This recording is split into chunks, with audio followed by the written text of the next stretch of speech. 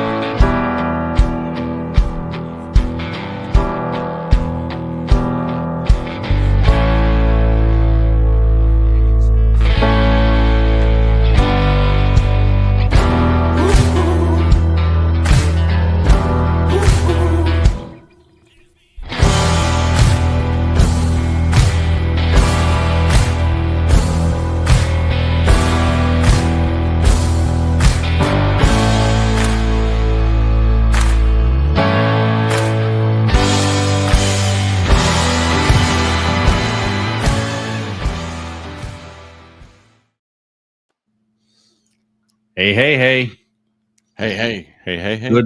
Good morning, Service Alliance Group community. Hey. There's a commercial with that on it, I think. I don't know. It's a guy just threw hey. Or maybe that was my preacher preaching in tongues Sunday. I don't know. Yeah, he was looking at you saying, hey, wake up. Get up here. Oh, boy. Listen to me. You need to hear this. Listen. I love that Justin Danger Nunley. I don't know if you follow him on social media, on TikTok and stuff, but he always, listen, did you know that he'll play these really incredible, like, I'm going to get your attention videos. And then in the middle of it, when it starts to do something, he cuts it off and he's like, hey, listen, did you know? Pattern interrupt. Yeah. And then he's like, let me get you back to the video. I promise you, I'll get you back to it. I love it. Hey, did you know that 67% of all statistics are made up on the spot? Yes. Now you I do did know that. Good morning, Garrison. Thanks for showing up and chiming in. Literally what he does. He just kind of goes off. You got to look him up. Yeah. Justin Nunley. He's fun. All right. I'll look him up. Good morning, Garrison. Today we are talking about industry insights this week. We are. Yes. So that's our theme. So we're going to talk about some new things. We're going to talk about what's been happening this year and some things you probably didn't know about that I found interesting when I started doing some research for this. Some manufacturer mergers and smart appliance tech and workforce challenges, which we all know is around, and the consumer DIY culture. So we got workforce challenges. I don't know what you're talking about there. For you to stay informed. All right. So, well, it's kind of a news thing today. We're like doing a news anchor. It's like newsworthy. Yeah. All right. Newsworthy stuff. All right. Open us up in prayer. I could do that. I was getting ready to talk about a news article, but yeah, I guess we'll do a prayer. Here we go. All right. Lord, thank you for bringing us together today on this podcast. We ask for wisdom and understanding as we discuss all these changes in our industry. Help us use these insights to serve others with excellence, integrity, and compassion. And guide everybody listening in their businesses, in their families, in their communities, and above all, let them see your love through our actions. In Jesus' name we pray. Amen. Everybody said a big amen. Yeah. All right. So today's verse is, let me see. I got a few of them here. I like this one. Job 12:12. Wisdom is with the aged, and understanding in length of days. Do you like it just because you're old and it says wisdom is with you? Because I just had a birthday this month, a week ago. It's a little over a week ago. So yeah, August 10th. I call my color of my hair wisdom highlights. You know, highlights. That's what's going on in my goatee. Wisdom highlights. It's kind of got the skunk thing going on. Yeah. So by wisdom, a house is built. By understanding, it is established. That's Proverbs 24:3-4. So wisdom is a good theme. Yeah. For today. All right. That's smart. That's smart. That's wise. Actually. Yeah. That's the point. Yeah. Okay. All right. Let's dive into this. Here's our top news stories, and we're focusing primarily only on what's happened this year. So this will be a good mid-year type of recap on what's happened this year and some things that are potentially coming down the pike. So the first one is Midea buys its way into Europe. Midea acquires Teka Group and Arbonia's climate division in 2025, boosting its European market share and expanding its product line. I thought we were talking about Tyler Perry's Midea. Okay. I'm like, no, wrong one. Tyler Perry buys something else, man. That guy's got more money than I know what to do with. He's got a lot of money. So why does this matter? Because more Midea appliances globally means more repair opportunities and likely new training and parts distribution challenges. So that was released by Reuters and a Midea press release. All right. Well, there you go. What you got for the next one? Well, I was looking at Midea. Is it literally pronounced Midea? Yeah, that's pretty cool. Midea. I can't say I've actually ever heard of that brand. So, oh yeah, they're all over. That's an electrician for you. Introducing the 50/50 Flex, a 3-way convertible freezer, the freezer that flexes with your life. Check out Midea.com. All right, what we got next? We're talking about GE Appliances.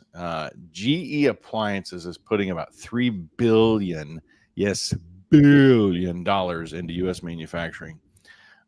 GE is owned by Haier. I remember whenever they announced, I don't know, what was that, 10 years ago? In 2016, 17 or so, that they were bringing more of their production to the U.S., which I thought was really awesome. And they bought out the appliance ish division. So, but yeah, they announced a $3 billion investment, adding jobs, modernizing their factories here in the U.S. and insourcing production. I like that word, insourcing. That means more jobs here in the U.S. So why does this matter? Well, you got more American-made appliances. You got stronger supply chains, better parts availability, and quicker repairs. So all this is coming straight from GE Appliances on a press release that they put out. So that's pretty awesome. Yeah, and speaking of Haier, they expand their service network in Europe. They acquired Klima. I don't know. It's KFT. Klima, a Hungarian distributor with its own service network. So why does this matter? Manufacturers are starting to buy service networks, giving them a tighter control over installation, maintenance, and repair. So that's what's happening over in Europe. We may end up seeing that more and more with GE. I mean, we already have GE repair networks and everything, but this is most likely, their game. Yeah. So I wouldn't put it past some other manufacturers to start looking into doing the same thing. Yeah. Well, I mean, Haier's big in the heating and air sector, mini splits. Every single one of the mini splits we have in our office and our house is from Haier. So while I think it's awesome that they're expanding even more, whenever we started getting into the Haier brand and installing them, it was one of those things that like we did a lot of training with it. And one of the training techs is like, yeah, over in, I think it was Japan, he goes, they're primarily mini split systems. Like they look at us Americans as energy wasters because we have these big heat pumps and stuff that you're heating and cooling your entire house, even if nobody's there. Whereas with the mini splits, you can individually room by room. So I'm like, all right. So we did that in our entire office. So we have 5 mini splits and then a flex fit system in our like admin and bathrooms. And then in the rest of it, it's all mini splits. And talk about energy efficiency. I will say our house and our office, we're on about a 5-acre compound here. Everything's on one utility meter. And so it's about it's 2,400 square foot in the office and 2,700 square foot in the house. And before the big rate hikes from Ameren, our utility bill was very, very low. And even with this rate hike that just went up, we were $1,035 this last month.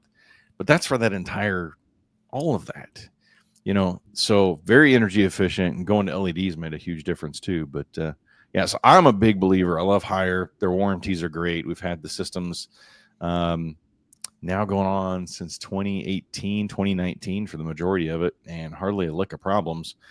A couple little minor problems we had, but warranty covered it and wasn't an issue. So I'm a big fan of Haier. And while we're in Haier, maybe they'll start paying better. Oh, I guess, yeah, from the warranty perspective, if you're doing the warranty work, yeah. They might, but if they got their own networks, then probably not.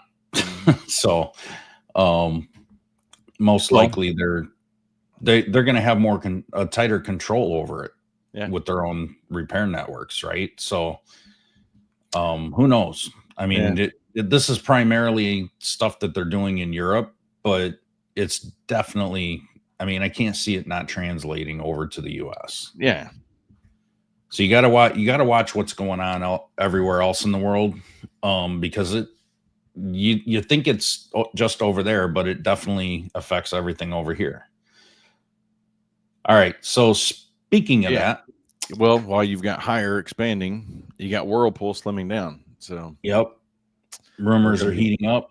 Whirlpool exited Europe and cut 1,000 jobs in the US and is now rumored to be a buyout target for Bosch.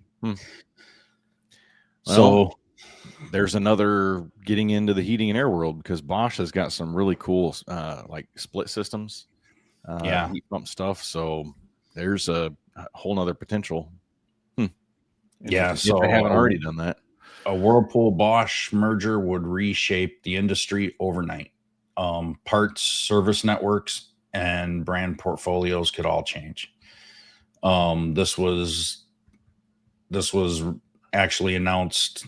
The rumors were announced, and the job cuts were announced by Reuters and Bloomberg. So pretty credible sources. So we're going to have to keep an eye on this Whirlpool Bosch potential merger, so you can know what's coming down the pike. And now that they're Whirlpool's out of Europe, kind of made me wonder why they exited Europe. What was it? Was that led by Bosch? That's interesting. Yeah. Did Bosch say, hey, we'll potentially buy you out, but you got to leave Europe? So it doesn't look like it's finalized as of the end of July. So Yeah, it's definitely not finalized, but it's in talks. So everybody buys everybody else out. So Yeah, that's becoming huge in the trades. Like, you got these big conglomerates coming in and buying up. And I was talking to another heating and air guy in St. Louis last week, and he was talking about how so many of his competitors in the area have been bought up by big conglomerates. One locally in St. Charles that I've known for 21 years, they just sold out to a big conglomerate. I'm like, man, I never thought he would sell out. But and the downside is, from my point of view, there's another company about an hour and a half away from us that I helped get into the electrical. They did heating and air, then they got into plumbing, and I helped them get into the electrical world. And they got bought out by a big conglomerate about 3 years ago, and it wasn't a good thing. Like, their customer service went down the tube hole. And I just had another really good friend who owns a bunch of franchises in the Midwest, Sparky, 1 Hour, Ben Franklin, and he merged with a big conglomerate. So I'm not in the trades, man. I got a problem with it. I haven't seen a whole lot of good come out of it. I mean, I guess if you're trying to sell and get out of it, maybe it's, a good one. But from the customer standpoint, I haven't seen a whole lot of customer service that's been better on the back end. Prove me wrong. If you're watching this, type in the comments, give me some articles or something that's giving me some positivity on these big old buyouts. yeah, Robert said Whirlpool acquired Emerson Incinerator in late 2022. That's such a fun word, incinerator. Disposal. It's a disposal incinerator. Yeah. I mean, all these brands are subdividing and buying other brands, and this just proves why building a brand is so important. Yeah. Right. Well, and while you got like Whirlpool here is cutting 1,000 jobs in the US, and while on the bigger picture 1,000 jobs doesn't seem like a whole lot, it's still 1,000 jobs, and that's where maybe those guys and gals can start pushing over into what we have is this technician shortage crisis going on. I know I saw it the last few years that I had my electrical company, is it was getting really hard to find technicians that actually wanted to work, right, and get paid decent. So yeah, that's one thing that I'm seeing in the trades, is that technicians are getting few and far between, good ones especially. It's the shortage crisis. The industry, according to AHAM trade associations, the industry needs 50,000 plus new techs in the next 5 years. And your training pipelines are getting thin. Older techs are wearing out, getting retired. So this is very important. Repair times, to get stuff done, it's going to start increasing. This just leads to a lot of opportunities for new techs. And as I mentioned, maybe some higher wages there. So it's a good thing, but yet we got to get these guys and gals, this younger generation, interested in getting into the trades. And then I think that bounces back to these manufacturers having their own repair networks, right? Yeah. Because they have the power for training. They have the power for quality control. In most cases, do they do it well? Most don't. Mm-hmm. But they do have enough money to actually that they could do it well. So maybe we'll start seeing a shift, to where they're paying their techs better, they're training them better. They've got the power and the network to be able to do that, right, and leverage that. So maybe we'll start seeing some more come out of that. But compared to a one-man show company or two-man show company, how can you compete with that? Well, Saul brings up a point. It's not a sexy skill for young kids. However, to play the devil's advocate, it is a techie skill. I mean, you're getting all these smart appliances that are coming in, that have been coming in. and you've got a lot of younger generation that love the techie side of the world. If you can merge that and get them involved with, man, look how cool this is from your app. You can diagnose things. There's so much you can do from the smart appliances aspect of it. So remote diagnostics, predictive maintenance, the augmented reality repair tools. I can't remember who it was. It was PSA or ASTI a couple years ago. They had the VR headset and a couple things that you held, and you're working on I can't remember if it was an appliance or a heat pump, but I'm sitting here thinking, this is like, and that was just on the edge at that point. Now they've made it so much better 2 years later. Yeah. So, I mean, if you can get these young guns that are interested more in the techie side of it, yeah, I think we might have a better chance of getting them. GE's Smart HQ, Bosch's AR repair apps, they're leading the way with this kind of stuff and getting these techs involved with this. So I think the young kids coming into the trades, this is where it's at, is getting them involved with some of this techie stuff. If that's where they're at, they like it. Technicians, they're going to have to be as skilled as ever with the software coming out and the different tools. So, yeah, what's your thoughts on that? I think the word technician in the appliance repair industry means a whole lot more now with the trend that everything's going. You're going to go from parts changing monkey, honestly, to a true technician. You have to be a true technician. Yes, there's the mechanical end of it, but you're no longer going to be a mechanical technician. You're going to move from mechanical to a true technician, true diagnostics technician. And you're going to need to know and embrace the technology. Otherwise you're just going to be an archaic, caveman when it comes to this trade, because things are just rapidly changing. And with the AI and the technology we have available to us, it's going to start happening more and more and faster and faster. Yeah. Saul makes a point here. I've been a member of Skills for the last 11 years. One of the issues is the government doesn't recognize the actual wages earned on a national level. We've been sending letters for years to change. So, well, thanks for advocating, Saul. That's good. I think another huge aspect of technicians having a hard time earning more is you get a lot of do-it-yourselfers. This DIY repair generation is exploding. According to Twice magazine survey, 89% of Americans would attempt a repair, like if a video tutorial is available, but most just buy their parts online.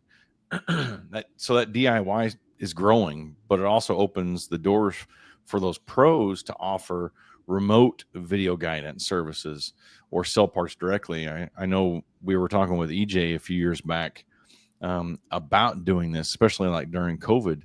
And the COVID really, there was a boom of doing remote services. I even had some people that we did through Messenger.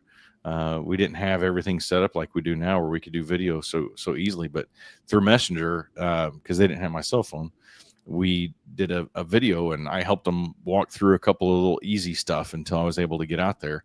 And COVID was a whole different aspect of bringing out the video services, right? So if you're not into that video guidance via remote, it's a good foot in the door, right? You're not going out there. You're not telling the people, hey, you should do this, or you should, especially with electrical stuff. I was just thinking that. Yeah, I'm not going to tell somebody, open up that electrical panel, take the screws off, put your finger right here. No, that's, you can get sued over that kind of crap. And for me, it was simply the aspect of, I don't know your comfort level on this stuff, so I can't say do or don't. That's where I need to come out and actually dive into this for you and do a diagnostic. So if you're going to do anything virtual walking through, you need to know where your liability is limited. Yeah. And you need to be very, very careful with that because anything that a customer takes apart on their own machine, once they do it on their own, it's their problem. But once they engage you, now you're involved and you're liable. Gotta be careful. So there's a lot that goes along with that. That dives into this like whole right to repair mainstream thing going on. Talk to me about that. At least 6 U.S. states and the European Union now require manufacturers to make spare parts and manuals available for years after the sale.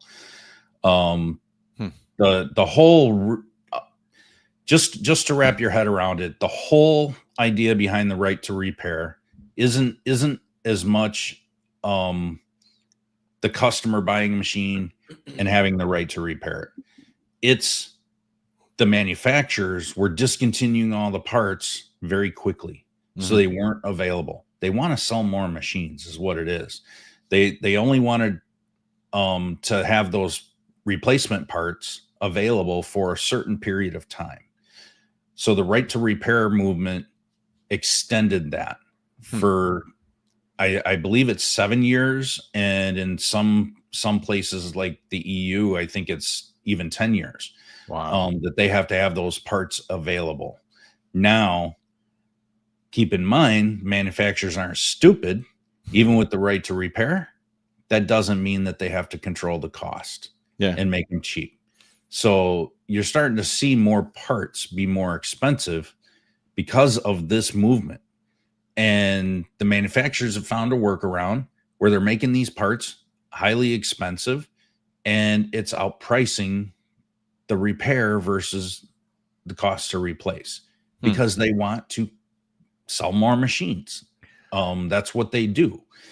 So I wonder if there's a point where they will just stop producing.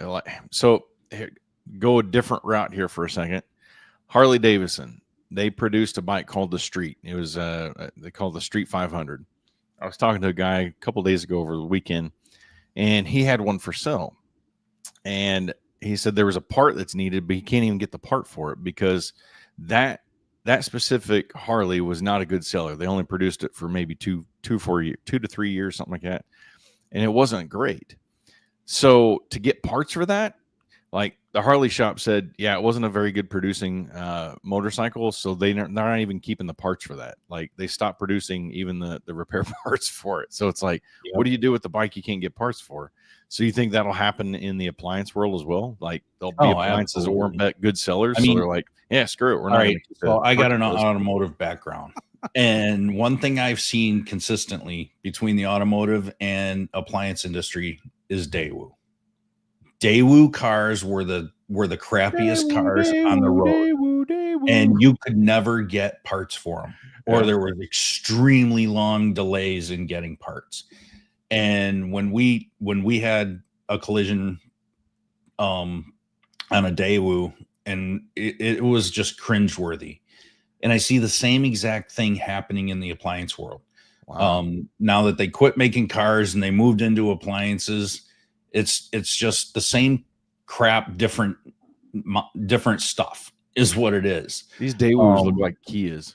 So it's basically, the manufacturer was shit back then and it's shit now, period. There's no change. And if you didn't know that about the cars, you wouldn't know that that's why same company, same mindset, they don't care. So anyway, interesting. Let's see what Dan said. In some ways, it's already happening. Try getting a Samsung part most of the time is no longer available, even if the machine was made yesterday. Exactly. I mean, they're trying to find workarounds. Says even though we have to do both ends of it. That might be part of this. Although I hate the idea of big government. Until there's more regulation, the appliance repair industry will never have the respect that electricians and plumbers have. Well, and I will have to say, as an electrician, I feel like I never got the respect that plumbers and heating and air guys got. Right. And that was his previous comment that popped up, It's like even though you have to know hierarchy. both ends of it. Yeah. Now it makes sense. You got your heating and air guys. Oh, let's throw the tree care industry in there. Like we've got clients in the tree care world, and that's a whole nother like redheaded stepchild of the industry. It's tree care industry. So, well, I know one thing is that it seems like appliances are not lasting nearly as long as they used to, but yet consumers are demanding longer lasting appliances. A lot of you see refurbished parts out there in the world.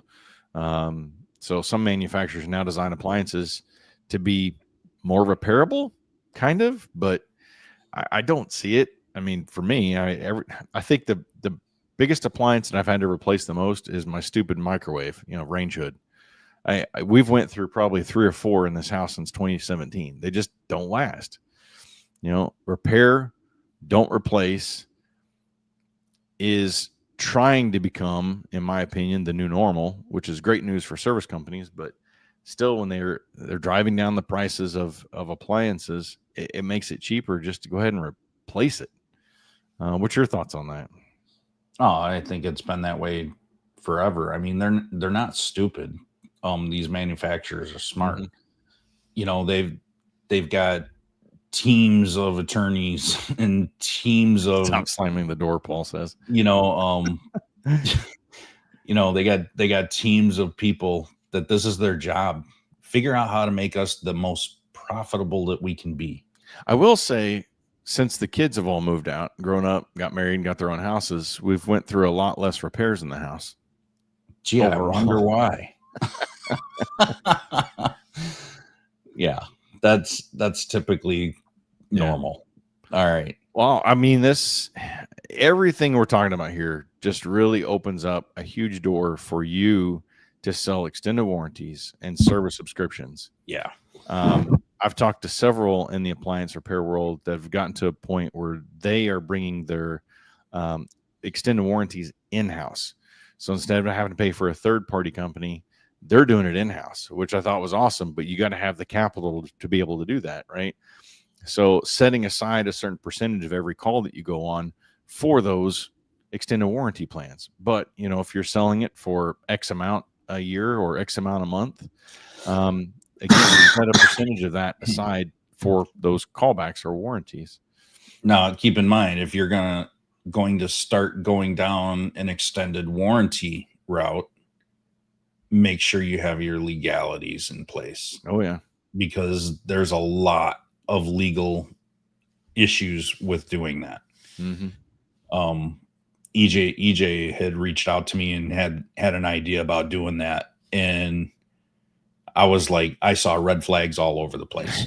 And I started researching stuff and I started going deep into it. And I was like, dude, I don't think you want to do this. For a smaller shop, I would say no, hold off on that. Put it on somebody else. But if you're to the point where you're several million a year, I would say, check in. Yeah, if you're a bigger multi-tech organization, you could pull it off. A smaller company with just 2 or 3 people, I'd probably stay away from it. Yeah, that's not going to be worth it. Now, with your maintenance subscriptions, you can obviously include, your guarantees and warranties in there, because that's a little different,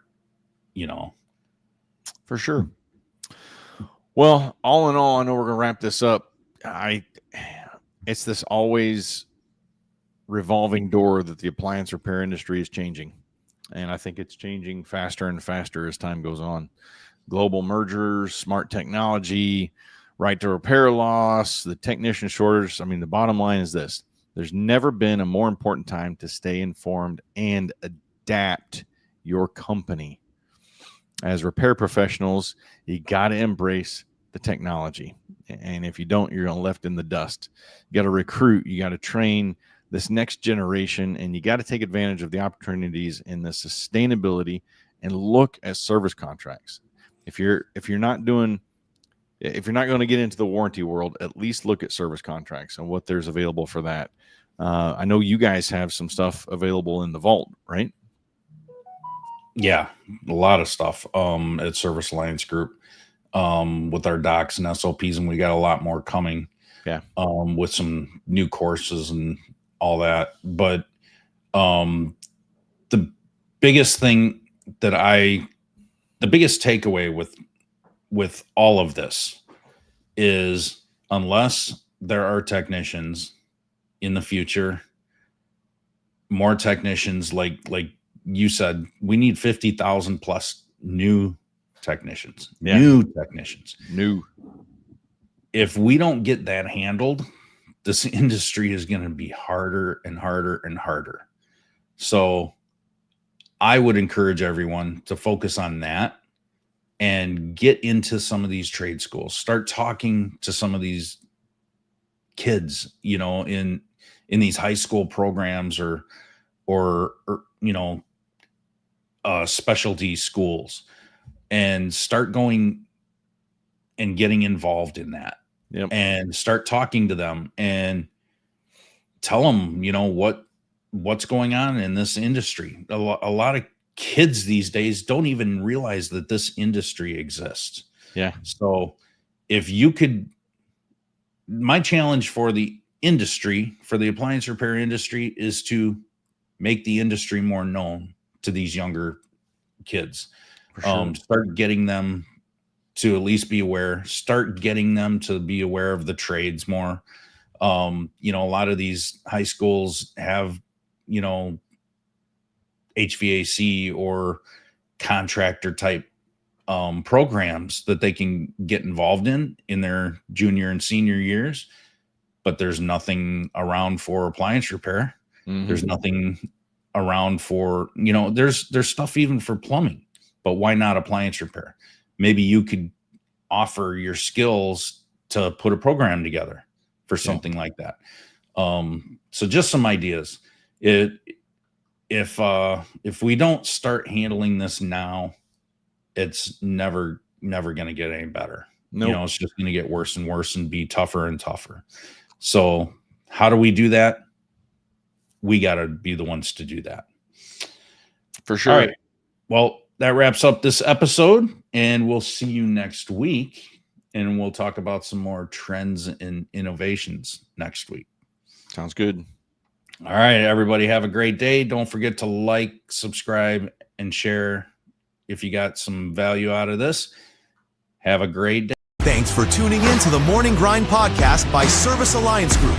Subscribe to our channel and make sure you visit our website at servicealliancegroup.com for appliance repair business resources.